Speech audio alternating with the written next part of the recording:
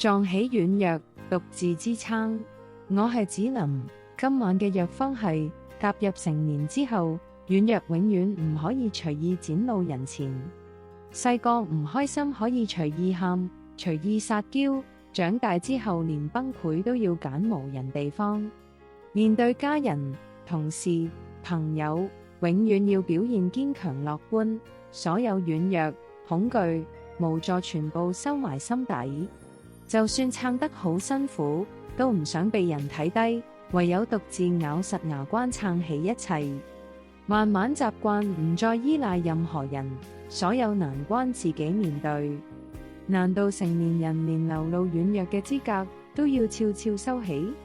我係子琳，撞起軟弱，獨自堅持。點個訂閱，願你從此百毒不侵。